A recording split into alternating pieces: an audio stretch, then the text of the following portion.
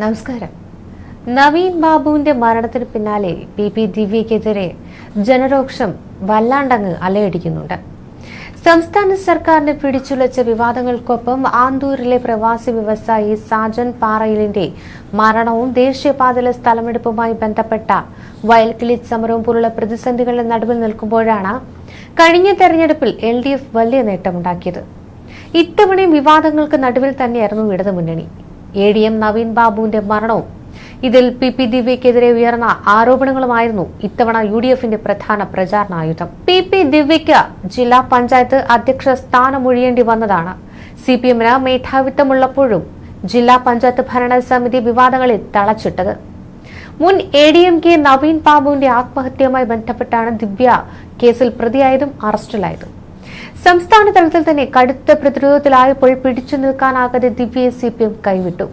2024 ഒക്ടോബറിൽ 17-നാണ് ആത്മഹത്യാ പ്രേരണ കുറ്റം ചുമത്തി കേസെടുത്തതോടെ ജില്ലാ പഞ്ചായത്ത് പ്രസിഡന്റ് സ്ഥാനത്ത് നിന്ന് മാറ്റിയത്. നവംബർ 14-ന് KK രത്നകുമാരി പ്രസിഡന്റായി തെരഞ്ഞെടുക്കപ്പെട്ടു. ദിവ്യയുമായി ബന്ധപ്പെട്ട വിവാദവും ജില്ലാ പഞ്ചായത്തിലെ നേതൃമാറ്റവും തെരഞ്ഞെടുപ്പിൽ പ്രതിഫലിക്കില്ലെന്ന ഉറച്ച വിശ്വാസത്തിലായിരുന്നു CPM. ആടിയുളഞ്ഞ വിവാദങ്ങൾക്കിടയിലും മറ്റു സ്ഥലങ്ങളെ അപേക്ഷിച്ച് കണ്ണൂരിലെ ഇടതുകോട്ടകൾക്ക് വലിയ ഇളക്കമില്ല എന്നത് മാത്രമാണ് ഏക ആശ്വാസം. AKG സെന്റർ ചത്ത വീട് പോലെ നിശ്ചലമായിരിക്കുമ്പോൾ വെടിക്കെട്ട് പുരയ്ക്ക് ഒരാൾ തിരികൊളുത്തുന്നത് പോലെയായിരുന്നു പി ദിവ്യയുടെ അവസ്ഥ. സ്വന്തം ഭാഗം വെളുപ്പിച്ച് തുടർച്ചയായി എന്റെ പഞ്ചായത്ത് 100% എന്നൊരു ഫേസ്ബുക്ക് പോസ്റ്റിട്ടാണ് വെടിക്കെട്ട് തുടങ്ങിയത്. കമ്പനി പോസ്റ്റിട്ട് തള്ളിയതും സഖാക്കന്മാർ വരെ കയറി ഈ പോസ്റ്റിന് താഴെ തെറിവിളി നടത്തുകയായിരുന്നു.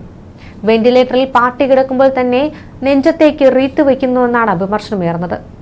കണ്ണൂർ ജില്ലാ പഞ്ചായത്ത് LDF 18, UDF 7 അഭിമാനകരമായ വിജയം, നന്ദി എന്നതായിരുന്നു മറ്റൊരു കുറിപ്പ്.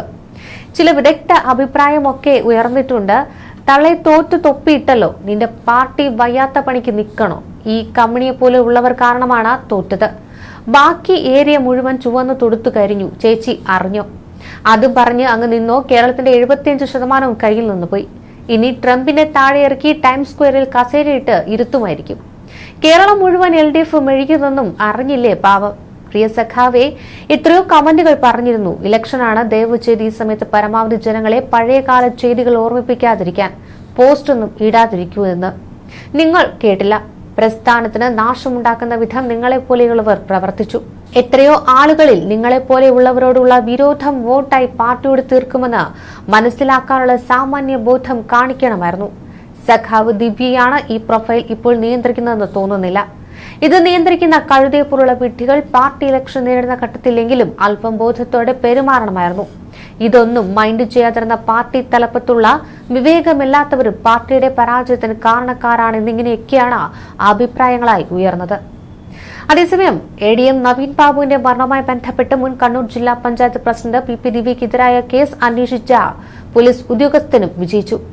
CPM സ്ഥാനാർത്ഥിയെ മത്സരിച്ച മുൻ കണ്ണൂർ SP DK രത്നകുമാർ ശ്രീകണ്ഠാപുരം മുനിസിപ്പാലിറ്റിയിലെ കോട്ടൂർ വാർഡിൽ നിന്നാണ് വിജയിച്ചത്. കണ്ണൂരിലെ ഗ്രാമപഞ്ചായത്തുകളിൽ LDFന്റെ കരുത്ത് ചോർന്നിട്ടില്ലെന്ന് തെളിയിക്കുന്ന തെരഞ്ഞെടുപ്പ് ഫലം കൂടിയായിരുന്നു ഇത്തവണത്തേത്. നഗരങ്ങളിൽ കനത്ത തിരിച്ചടി നേരിട്ടെങ്കിലും ഗ്രാമങ്ങളിൽ ഇടതുകോട്ടകൾക്ക് വലിയ ഇളക്കം തട്ടിയില്ല.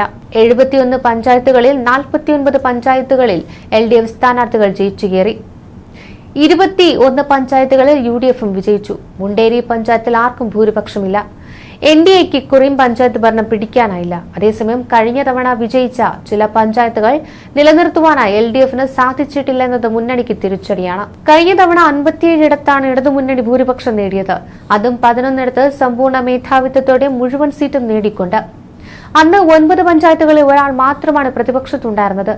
UDFന് 14 പഞ്ചായത്തുകളിൽ മുന്നേറാനായി. 25 ഗ്രാമപഞ്ചായത്ത് വാർഡിൽ മാത്രമാണ് കഴിഞ്ഞ തവണ NDAക്ക് വിജയിക്കാനായത്. ഇക്കുറി 7 പഞ്ചായത്തുകളിൽ കൂടി ഭരണം നേടാൻ UDFന് കഴിഞ്ഞു.